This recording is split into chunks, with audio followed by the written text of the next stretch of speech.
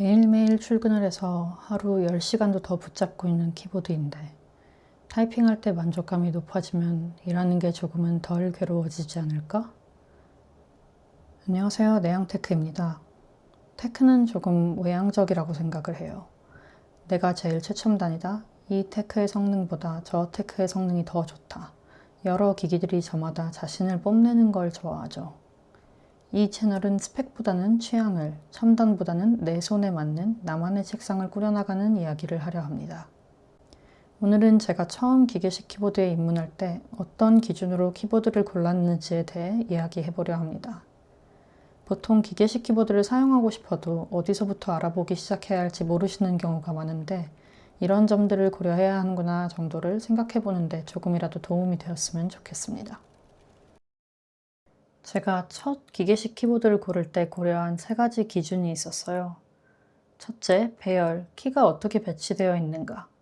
둘째, 이동성, 들고 다니면서 사용하기 편한가. 셋째, 타건감, 타이핑할 때 느낌이 좋은가. 이렇게 3가지 기준에 대해서 하나씩 설명드릴게요. 배열 이야기를 하기 전에 먼저 이걸 보여드려야 할 것 같아요. 신입사원으로 입사해서 받게 된 첫 번째이자 가장 중요한 물품, 바로 노트북 PC였습니다. 제 첫 직장에서는 레노버 띵크패드 X1 카본을 지급해줬는데요. 입사 후 이직을 하기 전까지 약 5년간 매일같이 사용한 랩탑이라 이 노트북이 저의 모든 테크를 고를 때의 기준과도 같은 역할을 하고 있습니다. 결국 이직을 한 지금도 제 사비를 털어서 레노버 띵크패드를 사용하고 있어요. 이 띵크패드 자판에는 독특한 특징들이 몇 가지 있어요. 저는 직무 특성상 엑셀을 정말 많이 쓰는데 거기에 최적화된 키 레이아웃이라고 봐도 무방해요. 엑셀 탭 이동에 쓰는 페이지 업, 페이지 다운 키가 방향키 바로 위에 자리하고 있어서 편하게 탭 이동을 할 수 있고 수식에서 어느 셀을 참조했는지 확인하기 위해서 많이 사용하는 F2 그리고 띵크패드의 상징적인 존재죠. 이 빨콩이라고 불리는 트랙 포인트입니다. 이렇게 타이핑을 하다가도 손을 마우스로 움직이지 않고 이 빨콩으로 바로 커서를 움직일 수 있다는 장점이 있어요. 또 하나는 FN키와 함께 사용하는 F열의 미디어 숏컷 키인데요. 노트북은 여러 환경에서 쓰다 보니 볼륨, 밝기 조절 같은 게 자주 필요한데 이 FN 그리고 F열 숏컷을 사용하면 환경에 따라서 볼륨 조절, 화면 밝기 조절 등을 매우 편리하게 할 수 있어요. 이 띵크패드의 자판 배열이 저의 타이핑 습관을 구축했다고 해도 과언이 아닌데요. 아무래도 처음 입사해서 직무를 모두 이걸로 수행하다 보니 키보드를 고를 때에도 모든 기준이 여기에 포커스가 되는 것 같아요. 그래서 레노버 노트북 자판과 최대한 비슷하고 컴팩트한 배열을 찾다 보니 자연스럽게 찾게 된 게 75% 배열이었어요. 키보드 배열은 우측에 숫자 패드가 있는 풀 배열을 100%의 기준으로 숫자 패드를 제외한 80%, 기능 키들을 세로로 배치한 75%, F열을 제외한 65% 등이 있습니다. 저는 그 중에 75% 배열을 골랐는데 여기 보시는 것처럼 노트북이랑 크기가 많이 다르지 않죠? 실제로 타이핑을 할 때도 손가락이 딱 기억하는 거리만큼의 키들이 있어서 적응이 매우 빨랐습니다. 페이지 업, 페이지 다운은 위치가 조금 달라서 적응이 필요했지만 그 정도는 금방 가능하더라고요. 주변에 보면 이 배열에 대한 고려 없이 요즘 핫한 키보드, 예쁜 키보드를 구매한 뒤에 남발하게 되는 오탈자와 당연히 있어야 할 키가 없는 답답함에 기계식 키보드를 이탈하게 되는 분들이 굉장히 많아요. 추천드리는 건 결국 원래 사용하던 나에게 가장 익숙한 키보드와 최대한 비슷한 배열을 찾는 겁니다. 제게는 레노버가 그 기준이었고요. 두 번째 기준은 이동성이었습니다. 저는 외근, 출장 등이 많고 고정 좌석이 없었다 보니 들고 다니기 편한 키보드가 필요했어요. 이동하면서 사용할 때 가장 중요한 건 무선 연결이 되는가, 그리고 가볍고 가방 안에 쏙 들어가는가입니다. 저는 로우 프로파일 키보드를 선택했는데요. 로우 프로파일이란 키보드 두께가 얇은 키보드를 의미합니다. 얇으니까 가볍고, 가벼우니까 들고 다니기 편하죠. 연결성은 본인이 가장 자주 사용하는 기기가 노트북이냐, 데스크탑 PC냐에 따라 다른 것 같아요. 노트북에는 기본으로 블루투스 연결이 가능하기 때문에 블루투스 연결만 가능한 키보드여도 괜찮지만 데스크탑은 블루투스 연결이 없는 경우가 많아서 2.4G 동글을 따로 주는 키보드가 필요하죠. 요즘은 거의 다 동글이 포함돼서 나오니까 사실 이 부분은 크게 걱정하실 필요는 없을 것 같아요. 그리고 세 번째 기준은 사실상 기계식 키보드에 입문하게 되는 이유죠. 타건감이었습니다. 타건감을 결정한 건 바로 이 스위치인데요. 스위치는 우리가 키를 누르면 입력값으로 변환을 해주는 키보드의 핵심 장치예요. 기계식 키보드에는 크게 세 가지 유형의 스위치가 있는데요. 첫 번째는 클릭키. PC방 같은 데 가면은 찰칵찰칵 하는 소리 나는 키보드도 있죠. 그런 키를 클릭키라고 해요. 두 번째는 텍타일 혹은 넌클릭이라고도 불리는 스위치입니다. 이건 누르면 중간에 걸림은 있지만 찰칵보다는 덜컥 같은 느낌에 가까워요. 세 번째는 리니어 스위치인데요. 이건 중간에 걸림이 없어서 쑥 들어가는 느낌이고 도각도각 혹은 서걱서걱한 느낌이 드는 스위치입니다. 방금 말해드린 순서대로 소음이 큰 편에서 낮은 편에 속하는데요. 한번 들어보세요.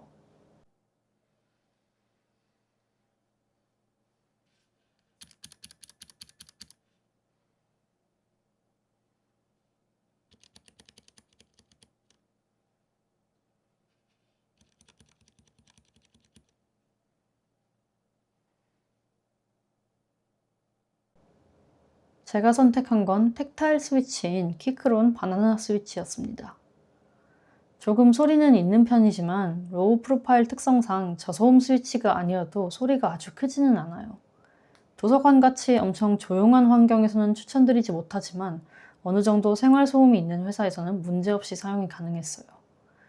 잠깐 들려드릴게요.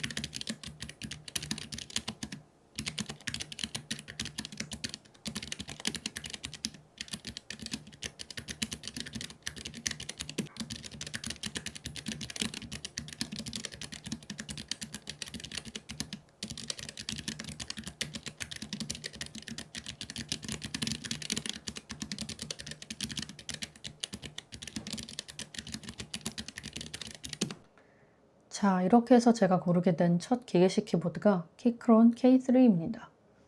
75% 배열의 블루투스 무선 연결, 로우 프로파일, 텍타일 스위치, 제 기준 세 가지를 다 충족하는 키보드였어요. 사실 제가 가지고 있는 이 K3 모델은 지금 단종됐는데요. 같은 배열의 2.4G 동글과 키매핑까지 지원하는 K3 프로 맥스 모델이 후속으로 나와 있습니다. 요즘은 커스텀 키보드 빌드까지 취미가 발전하다 보니 취향이 많이 변하기도 했지만 이렇게 세 가지 기준을 고려해서 고른 만큼 굉장히 만족도 높게 오래 사용한 키보드예요. 얼마나 좋았으면 후속 모델들도 다 구매를 할 정도였으니까요. 주변에서 기계식 키보드를 추천해달라고 하면은 어떤 모델을 딱 집어서 추천드리기가 굉장히 어려운데 저는 주변 분들에게 키크론이라는 브랜드 자체를 많이 추천하는 편이에요. 그건 키크론 키보드의 타건감이 가장 훌륭하거나 너무 가성비가 좋거나 아름다워서가 아닙니다. 키보드를 찾다 보면은 이것저것 다 고려해서 찾았는데 딱 나에게 맞는 배열이 없다라거나 배송을 몇 주에서 몇 달씩 기다려야 하는 경우가 있어요. 키크론을 추천하는 이유는 굉장히 다양한 배열의 옵션과 로우 프로파일, 하이 프로파일 모두 취급하고 있기 때문이에요. 그래서 고된 서칭 과정을 거치지 않아도 되고 가격이 매우 저렴하다고 볼 수는 없지만 평균 이상의 타건감에 여러 기능들이 빠짐없이 들어가 있는 키보드를 원하신다면 키크론을 빼놓고 얘기할 수 없는 것 같아요. 그리고 키크로는 국내 지사를 통해서 공식으로 유통되고 있어서 공식 웹사이트와 네이버 스마트 스토어, 쿠팡 등을 통해서 제품을 쉽게 구매할 수 있습니다. 제가 한번 교환을 받을 일이 있었는데 대응이 굉장히 빨랐어요. 해외 키보드 브랜드들은 CS가 느린 경우가 많아서 이 부분은 확실한 장점이었습니다. 저는 이 K3로 입문해서 지금은 10개도 넘는 기계식 키보드를 가지고 있습니다. 제 마음대로 키캡도 바꿔보고 스위치도 바꿔보고 하면서 어느새 키보드 조립 자체가 취미가 되어버렸습니다. 그럼에도 불구하고 저에게 키보드는 여전히 업무를 편하게 해주는 것이 최우선 순위인 도구예요. 그래서 이 채널에서도 항상 그 관점에서 이야기를 해보려고 합니다.